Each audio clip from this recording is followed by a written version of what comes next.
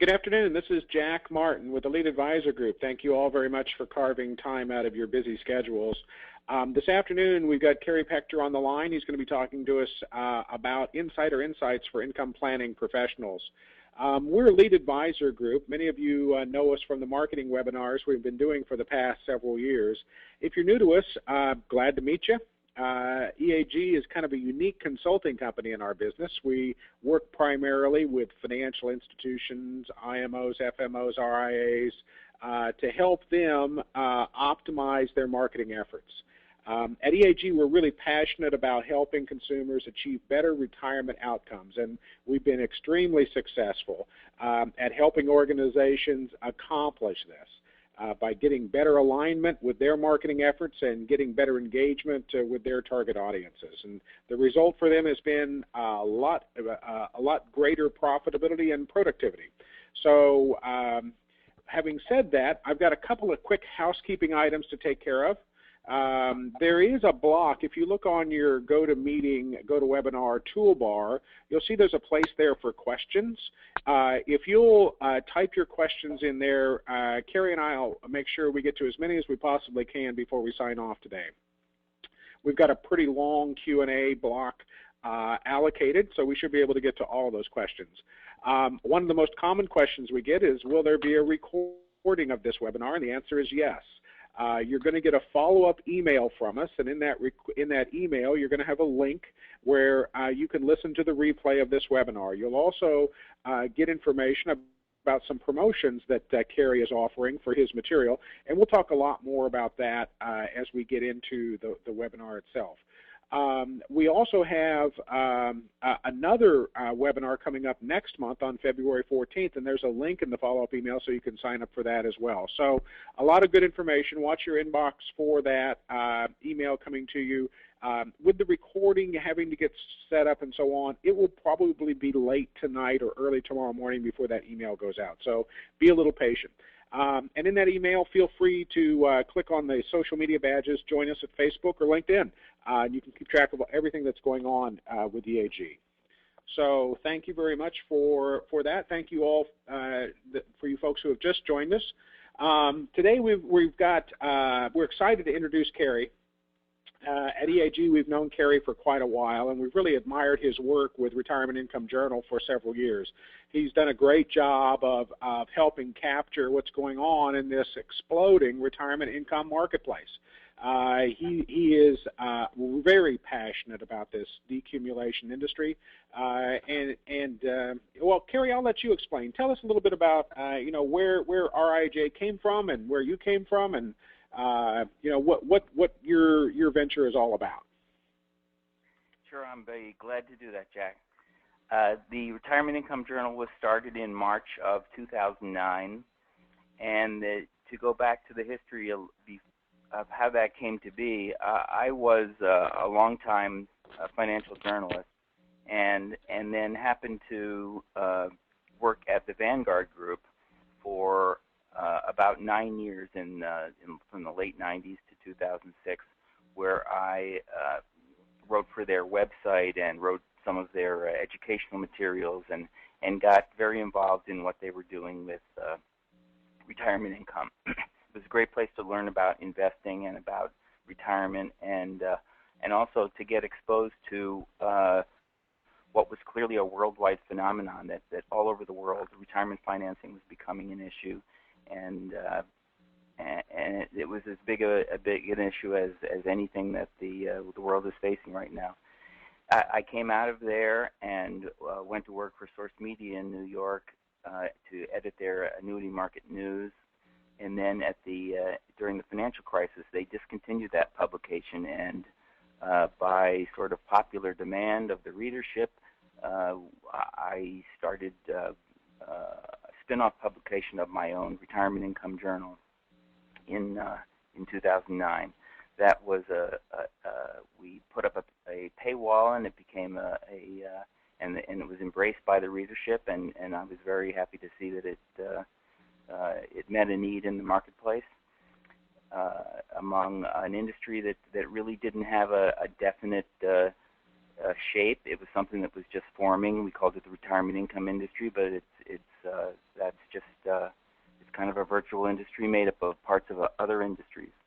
Along the way, I also wrote Annuities for Dummies, and had to take a deep dive into that subject.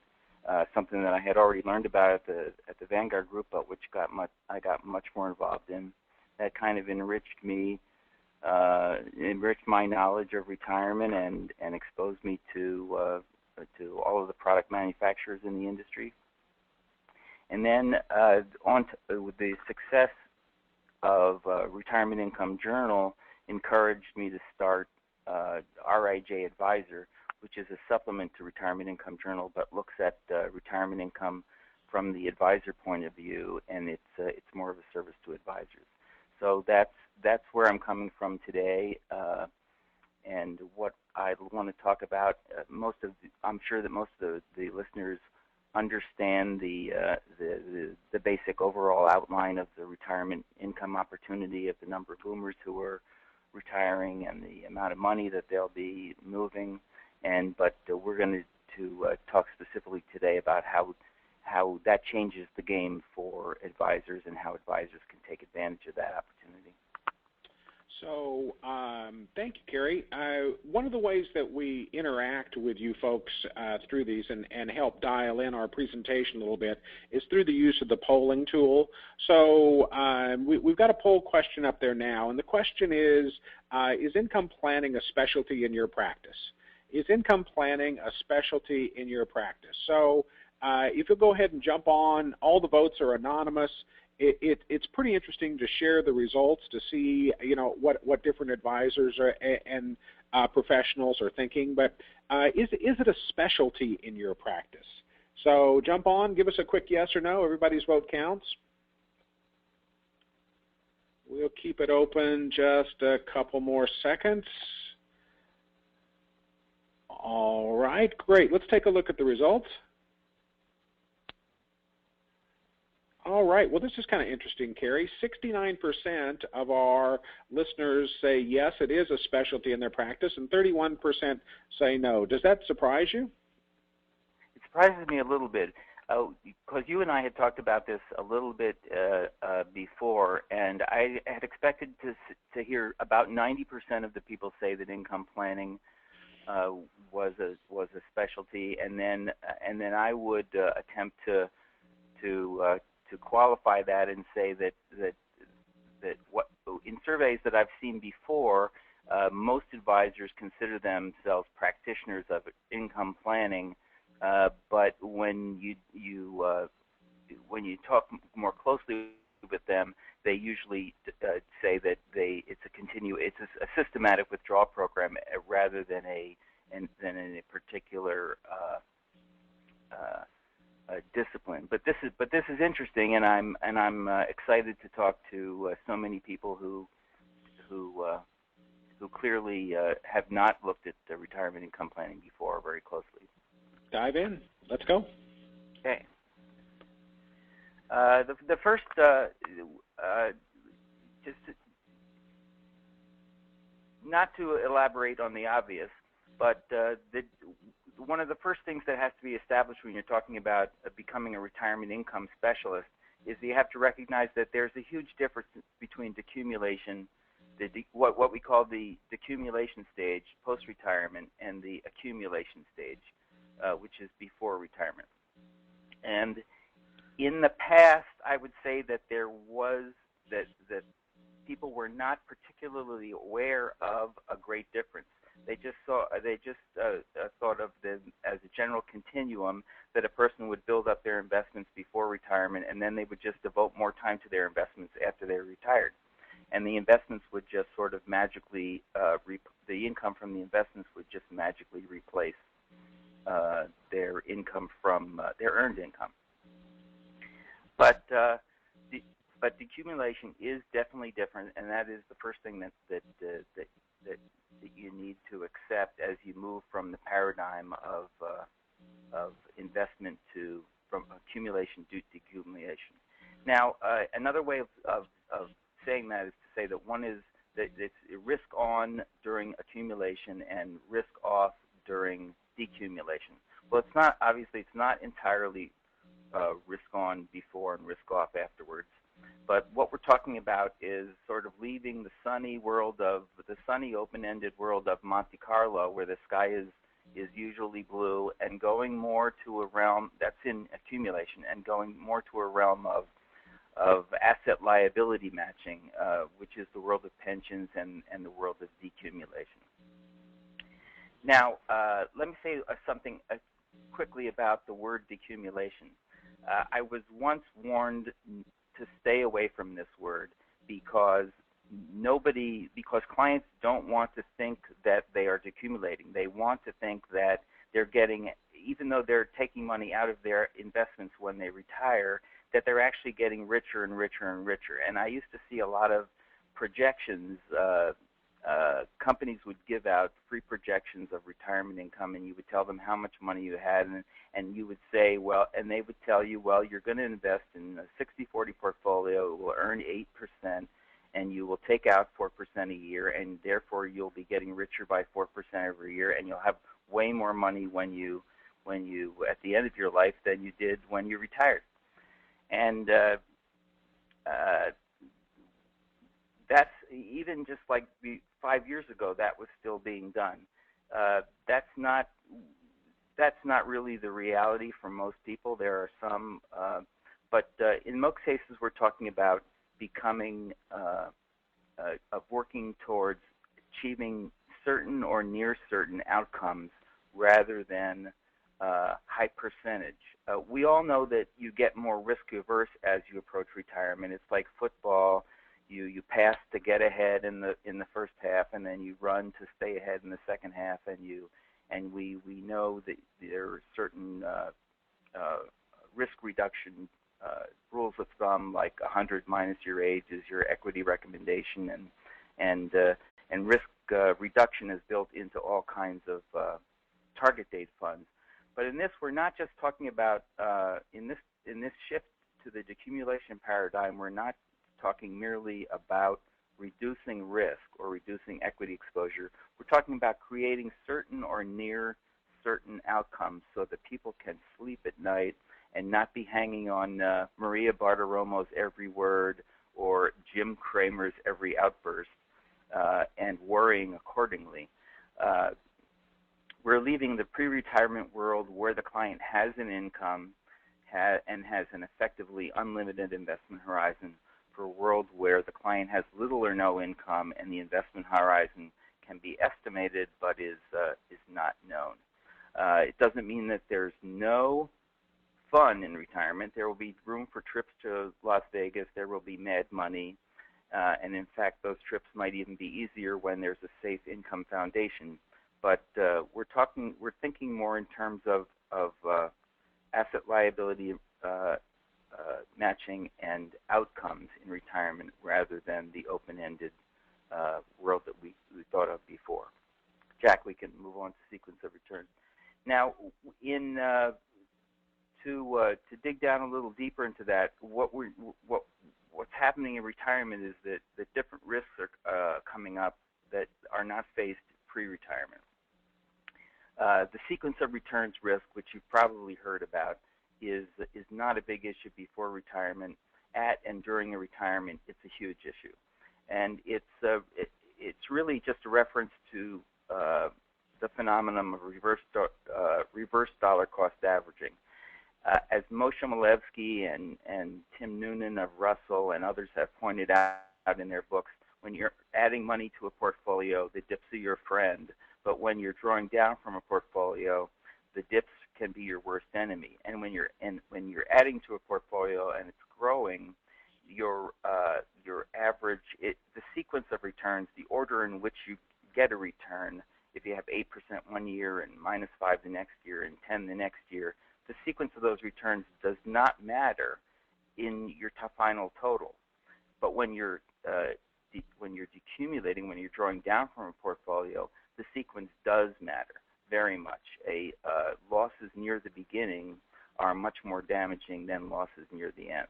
Locking in a big loss or drawing from a depressed portfolio is always bad, and it's worse when it occurs early in retirement. There's just too little time to make up the losses. That sequence of returns risk, that's one of your new risks. That's one of the things that distinguishes this new world. Another thing is longevity risk. Most of your clients will, longevity risk refers to your client's risk of outliving their money, of living longer than they expect, or not having saved enough for the age that they're going to reach. Most of your clients will never run completely out of money. For them, longevity risk will mean the risk of draining their assets to the point where they can't sustain an acceptable standard of living. Longevity risk is not something to be taken lightly. It's an even bigger risk in retirement than market risk is before retirement and during retirement. For instance, if in 20 years your client's annual cost of living is $100,000 a year, say, and with inflation that's very possible, you can't afford to misjudge their longevity by 2 or 3 or 4 years because that's $200,000 or $300,000 or $400,000 off the mark. You can't afford that.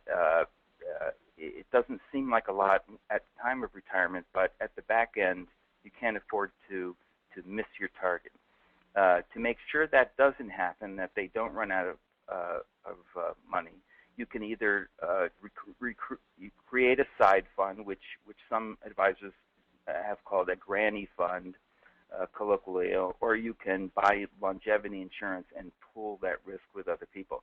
But the need to think about longevity risk is one of the big differences between advising retirees and advising pre-retirees. As for inflation risk, this is something that all advisors understand, and I don't want to go too deeply into this. Reasonable people can debate the extent to which it makes sense to go up in market risk in order to reduce inflation risk. In retirement, that shouldn't be the first choice because we're really taking risk off the table.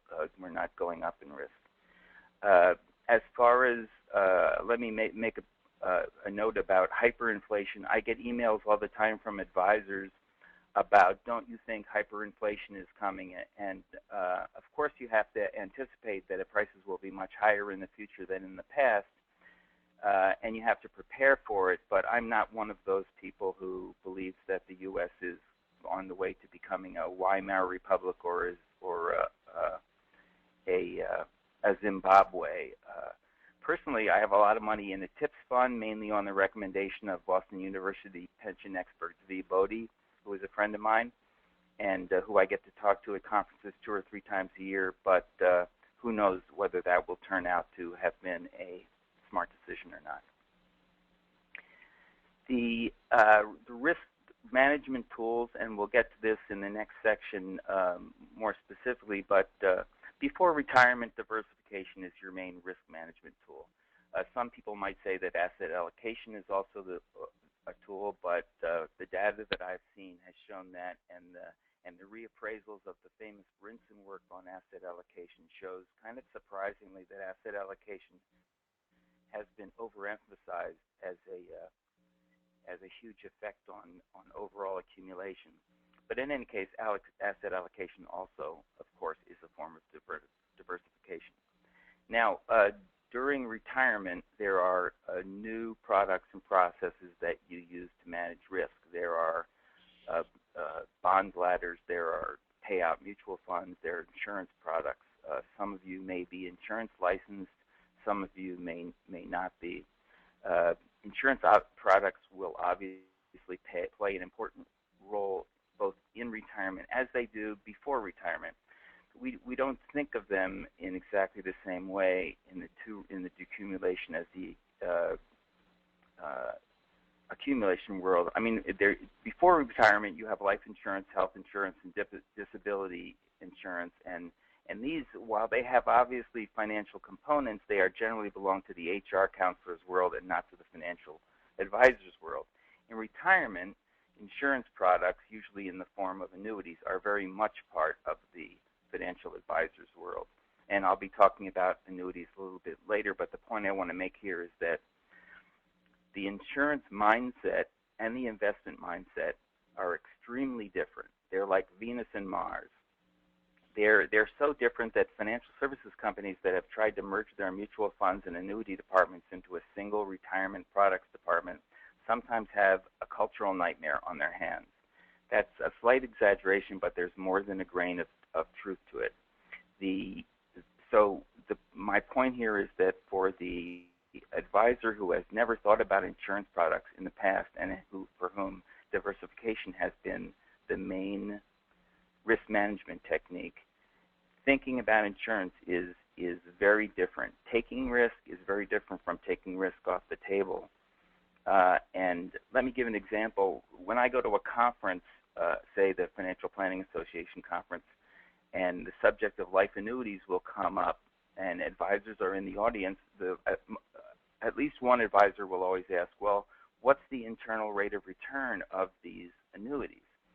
And that's something that an investment accumulation stage advisor would naturally ask, but for a retirement advisor, the question would be different.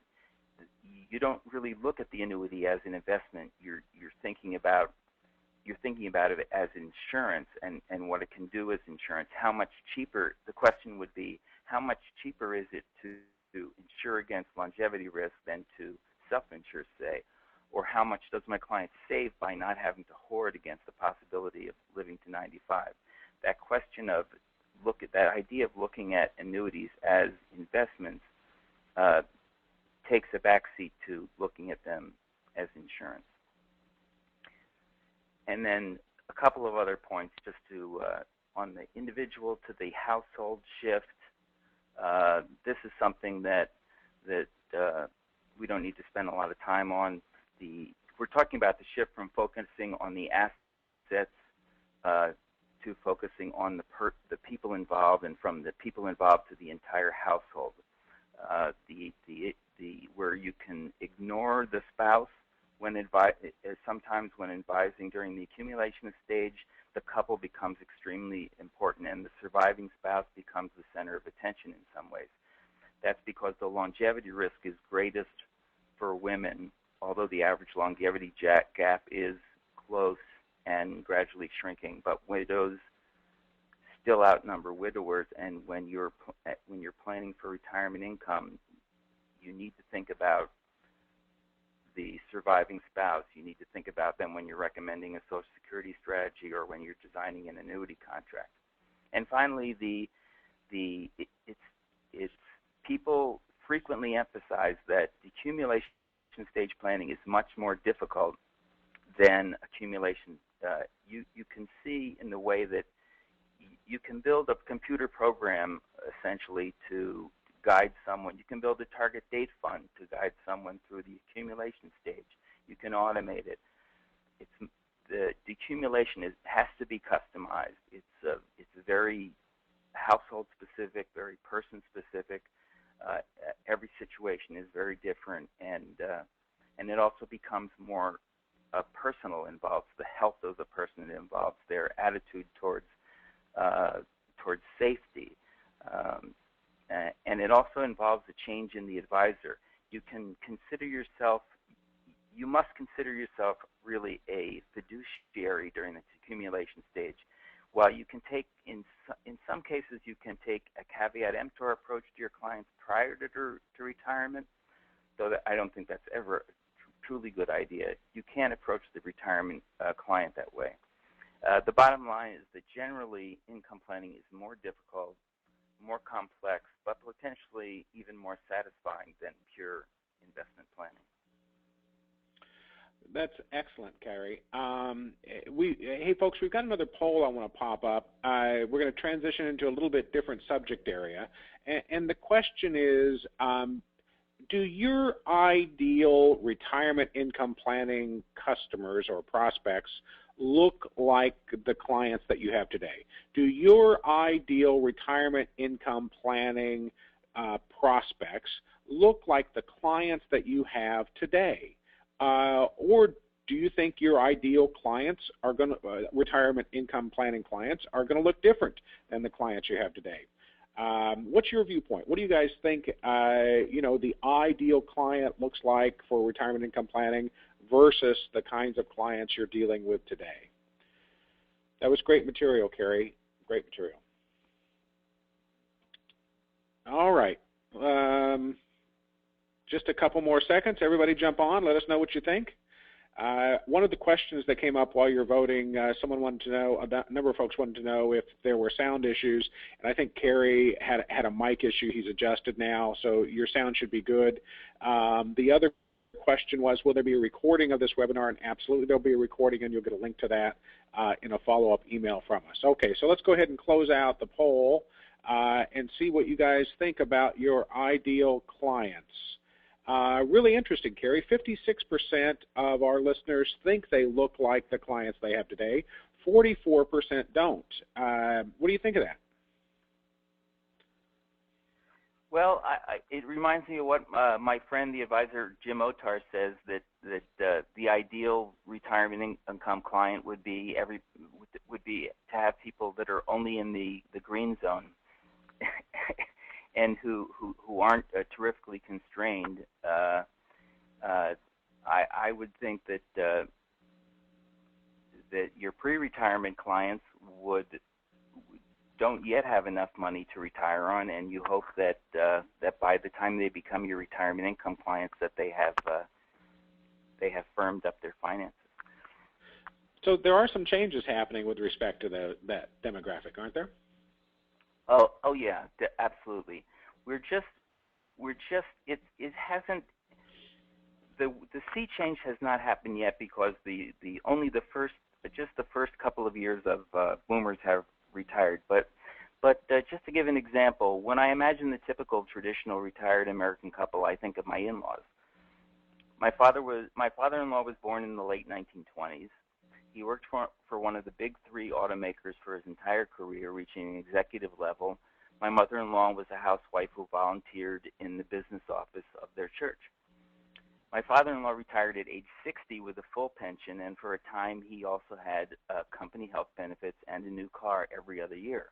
In addition to the pension, he could draw on Social Security, a well-funded 401k account, and income from personal investments. Their house was long paid off. They traveled overseas and played a lot of golf during the first 10 years of retirement, and they slowed down after that. Their children were long past college age by then, and it appears that my father-in-law has already passed away. It appears that both of them will live to almost exactly their average life expectancy. Now, for most boomers, we don't expect retirement to look very much like this. If they've taken care of themselves, they will probably live 5 to 10 years longer. There's a 1 in 4 chance that one half of a boomer couple will live past the age of 90. That means that if you have 40 couples as clients, 10 of those 80 people will be your clients when they're in their 90s. Far fewer boomer families will have defined benefit pensions. They will have had multiple employers and may have several dormant tax-deferred accounts by the time they retire. Both spouses will have full work histories and retirement savings, not just one in many cases. They may become semi-retired at first. They may work as consultants or part-time workers before they fully retire. There's a good chance that they'll carry the burden of a monthly mortgage and perhaps 2 car payments into retirement. By the time they retire, most of their savings might be in 1 or 2 rollover IRAs. Unlike my in-laws, they will probably not have had lifelong employers, and they will have to figure out how to build a safe, stable, durable retirement income on their own with your help. According to the surveys that I've seen, most of them will not confront their need to create a lifetime income plan until 3 to 5 years after the first spouse retires. That may be especially true if one spouse is a few years younger than the other, so that one person may still be working after the first one retires. They will also not know how to find an advisor who specializes in retirement income. I often hear this. People, you may be listed, for instance, in the National Association of Personal Financial Advisors database, or your name may be out there as an affiliate of a certain regional or national broker-dealer, but people will not know how to find you. They will not know where to look. You will have to find them. Psychologically, we know pretty much from studies that they will want 2 things, whether they know it or not. What they will want to hear from you is a message of hope for growth and protection from loss. They will want upside potential and downside protection. Much of Meyer Statman's excellent book, What Investors Really Want, is devoted to this axiom, and I highly recommend it. A pre-retirement advisor can focus primarily on upside potential alone, and an insurance agent, for instance, can focus primarily on downside protection. But a retirement income specialist needs to be able to satisfy both of those needs in roughly equal measures. That's great. Before we dive into the next segment where we talk about the toolbox, we've got another question for you. What income planning style do you use with your clients? What income planning style do you use?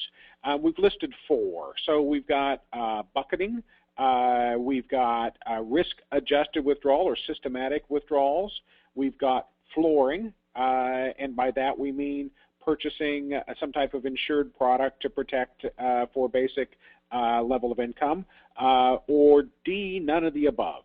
What is your preferred method? What do you use most commonly? And I know it depends on the client, and it varies from time to time, and maybe it's a combination of these. But predominantly, which style do you use? Bucketing, risk-adjusted systematic withdrawals, flooring, or none of the above? And while you guys are answering that, I just want to remind you at the end of our presentation, Kerry's got a couple of special offers for his materials that you'll want to stick around to hear. So hang in there for that. All right, bucketing, systematic withdrawal, flooring, or none of the above. Just a couple more seconds. All right, let's take a look at our results here. Well, this is pretty interesting. The winner is flooring, Kerry. This group, 40%, 32% used bucketing, 15% used the systematic withdrawals, and 13% used none of the above. What do you think of that? I'm comparing this to the numbers we saw at the beginning, the 69% and the 31%, and I can see that a lot of people are fairly well into the retirement income planning process. That they've, I would have expected it to be a higher number of people who are using the risk-adjusted withdrawal, but total return. But it seems like we've got a more advanced audience here than the average would suggest. So let's talk about this toolbox of things they can use. Well, this is really the heart of our discussion. What we, it's been mainly overview until now. Regarding those numbers, it's interesting that according to Howard, the toolbox in retirement in decumulation is different. What's not in the toolbox, you won't see security analysis or Monte Carlo analysis or historical analysis, chart analysis, or some of the usual elements of the investment advisor's toolkit in the decumulation toolkit. That's not because you won't be using any of those things as a retirement income specialist. It's just that they are no longer the only things that you use, and they may even become secondary now. According to Howard Schneider, the CEO of Practical Perspectives, who every year interviews and surveys advisors on these things, he found in 2012 he found that 40% of advisors describe themselves as risk-adjusted total return practitioners, which is a much higher percentage than we got here, and about 30% each describe themselves as pooled or income floor practitioners.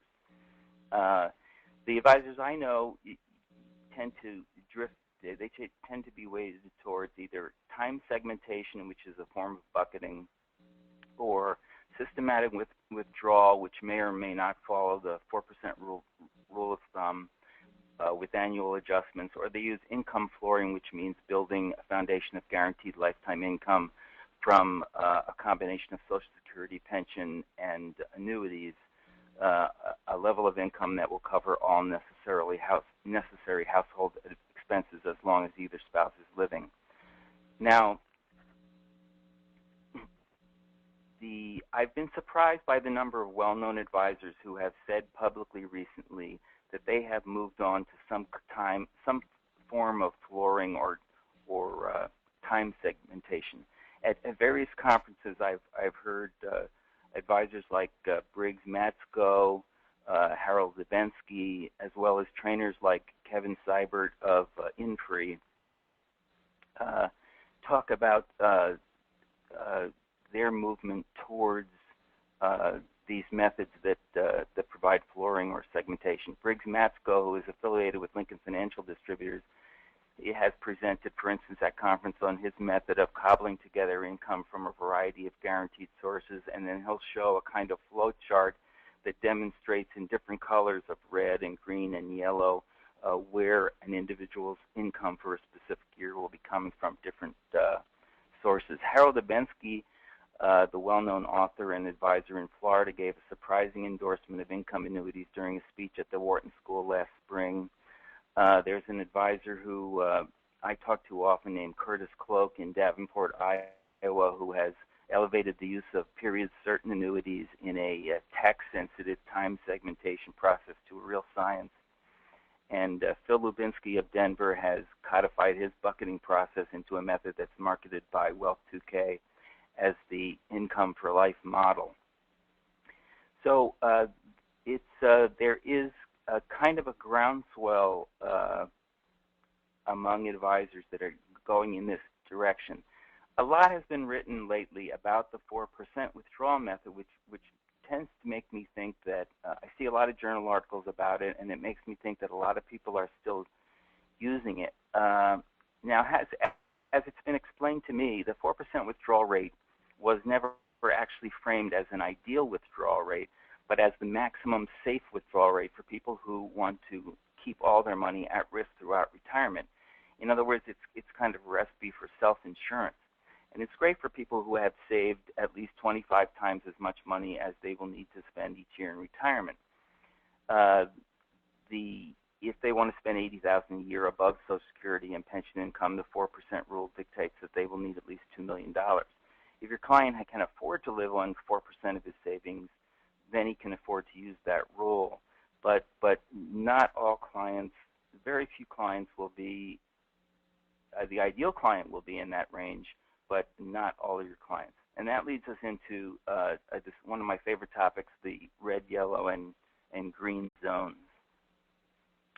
The person who is, Jim Otar, the advisor I mentioned in Toronto, has done a lot of writing and speaking about retirement income, and he also has a software called the Retirement Optimizer that I recommend. But he says that you can't really know what type of decumulation method to use with a client until you find out whether they are a member of the red, yellow, or green zone.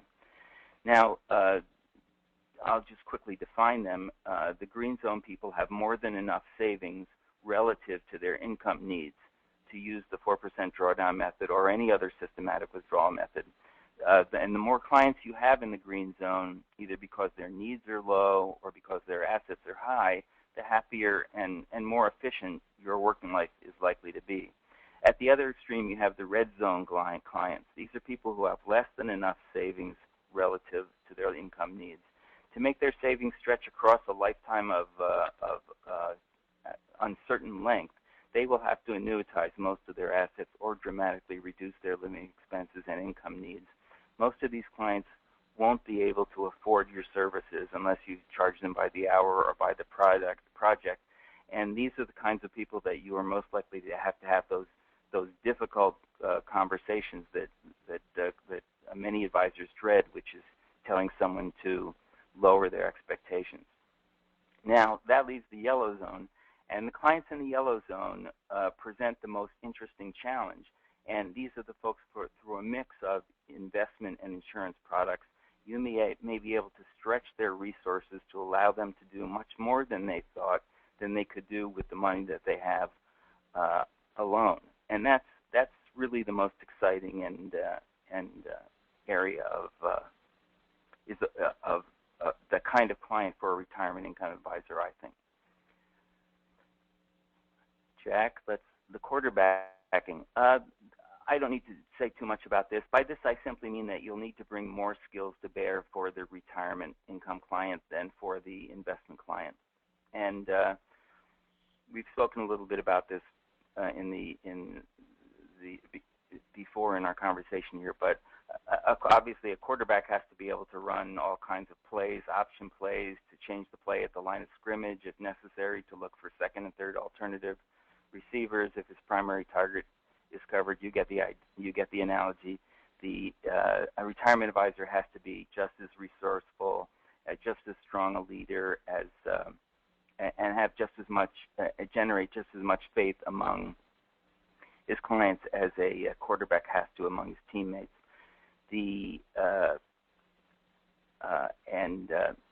I think that's easily understood. Now, annuities. As the author of Annuities for Dummies, I've spent about as much time in this area as anybody can comfortably do. And if you want to be a retirement income specialist, you really have to know something about annuities, even if you never sell one or implement one. Why is that?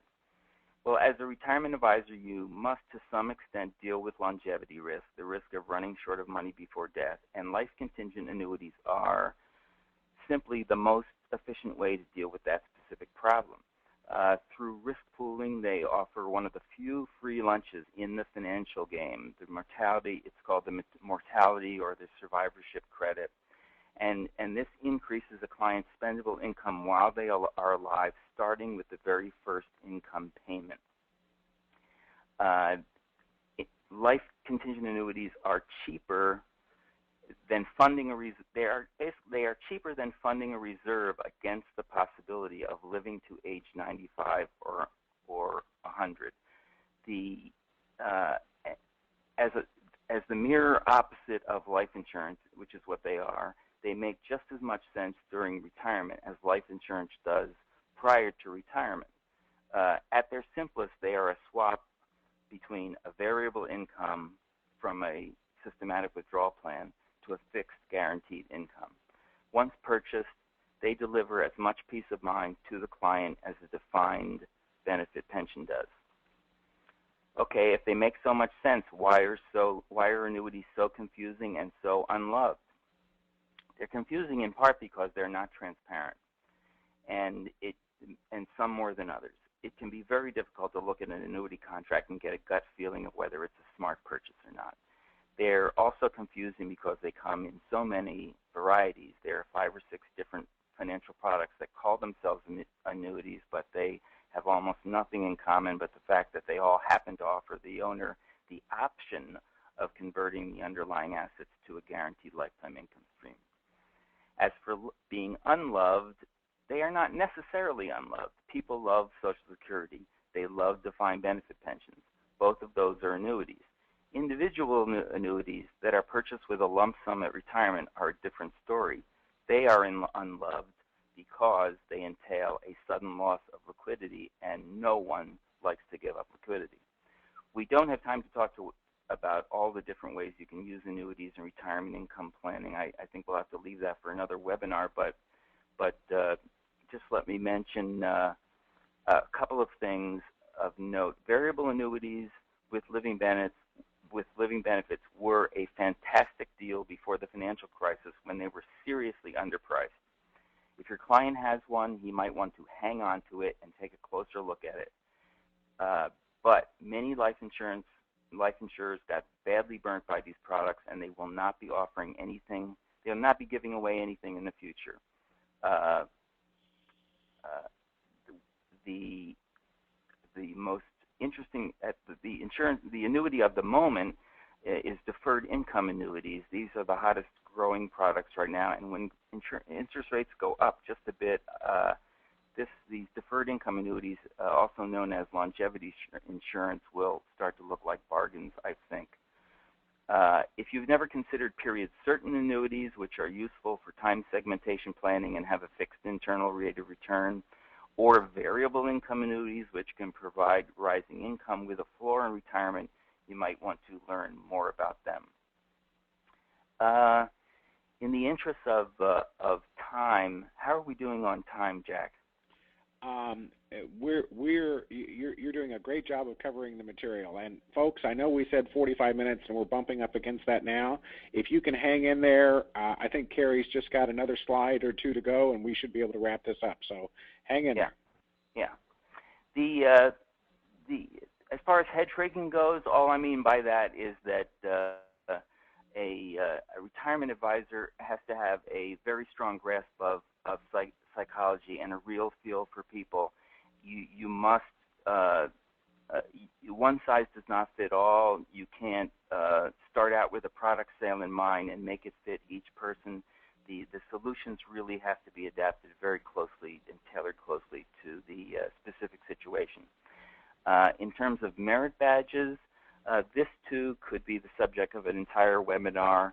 I'm talking now about if you're repositioning yourself as a retirement income specialist, you might consider getting an income designation.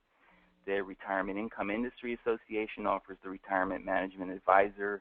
The American College has a couple of different designations. INFRE, if you've heard of that, has a designation. The College for Financial Planning has a Chartered Retirement Planning Counselor designation. Again, there's a lot that could be talked about that, and I think we'll have to save that for another time. Compensation. This is extremely important. In the end, people will do, advisors will do, and clients will do. Your incentives will determine what you do, and what you sell, and the clients you seek out. And in my publication, I try to write a lot about compensation because it's the driver of so many things. For instance, if you cannot find a way to get compensated for putting 20% of somebody's life savings into an income annuity, then you're not going to sell them an income annuity. Fortunately, there are ways that you can get paid. You can get an income from even after putting money in an income annuity. The group CanX, working through the Retirement Income Industry Association, and it's my understanding that at Merrill Lynch, the advisors can get compensated for money that's in an income annuity. Let's see, Jack, my bullet points are they coming up? There we go. The clients in retirement are more fee sensitive. During the accumulation phase, people think of your fees as coming out of their winnings and not out of their principal. And in retirement, your fees are coming out of their nut. It's a little bit more of a zero-sum game, and so they're more sensitive to that. They will want you to talk about how you get paid as the first topic of discussion during your interview with them. You can the successful retirement income folks that I know. One of them is Dana Anspach in Arizona, who writes the Money Over 55 column for About.com. She offers hourly or flat fee or fee-based or even commission, I think, compensation to the clients as fits their particular situation and their budget. It helps in retirement income to be very flexible in terms of compensation. And I covered this before. Preventing annuicide, you want to find a way that you don't want to be prevented from using important annuity products because you can't find a way to get paid for them. And then we're here. We can wrap it up now. The rewards are different in retirement for the advisors. You get it's a time when you have a much greater chance of consolidating all of your clients' assets with you. It's there's much more depth to the relationship. You need to get to know the person. There's much more of a kind of a bonding between your client will rely on you for will share much more of themselves in retirement. And for one thing that's often overlooked is that if you establish guaranteed income, you get to take you have an even more free hand with the money. It may seem that you're putting handcuffs on if you put money in an annuity, but actually it can actually free you up. You have a more of a risk budget with the money that's not in the annuity. For the clients, their payoff in retirement is hope for the upside, safety from downside, and above all, freedom from hanging on the television news and worrying every night, every time the market goes down. That's your biggest gift to them as a retirement income announcer, as a retirement income advisor, I think. Okay, I think we have a few minutes left for questions, and I look forward to it. First of all, thank all of you folks for hanging on there. Kerry, almost everyone who started with us is still with us, so that's a pretty spectacular job. Let me scroll up here. We've got one that's kind of a lengthy predicate. Income planning clients and its subsequent impact on advisory models will present serious conflicts with the very real need to integrate estate planning considerations. This is particularly true with strategies that are insurance-based. The level of expertise required to successfully execute on this consideration is significant. Is there an inherent conflict that could lead to some litigation in this planning process? I know I'm not. The way I'd interpret that, and I'm not sure I'm hearing it correctly, is that there's an inherent conflict between what they call the bequest motive and the income motive for a retiree. That's what I'm interpreting as well. Okay. This is absolutely true. It's interesting how this works. I mean, the last thing, so many families put themselves in the position of having beneficiaries and heirs waiting for their parents to die and before they know what will happen with the estate. And the longer the parents live, the less they get in the estate. And that's an emotional conflict. I think that the questioner raised the legal issue about it, the legal aspect. Right. That's not my area of expertise. I don't know But I think you're onto it. I think that there's a dynamic tension between providing the income stream that the parents want and providing the bequest to the kids so that they can fund their lifestyles, right? Yeah. Well, usually a life annuity and a guaranteed income is considered, the complete antithesis of the bequest motive. But they aren't in conflict, because if the parents know that they do not have to hoard money against living too long, then they know far in advance of death how much they can afford to give their children, and they have more flexibility in when to give to them. So I think it takes some of the inherent. If you have a good income plan, it takes some of the tension out of the estate issue. I'm not sure if that answers the question, but I'm going through something similar to that right now, and that's my reaction. I think we've got most of the other questions in some form or fashion, so I think we'll wrap it up, folks. In conclusion, Kerry, do you want to talk about the promotional offer you're making to folks? Sure. The people who have attended in a follow-up email, you will have an opportunity to download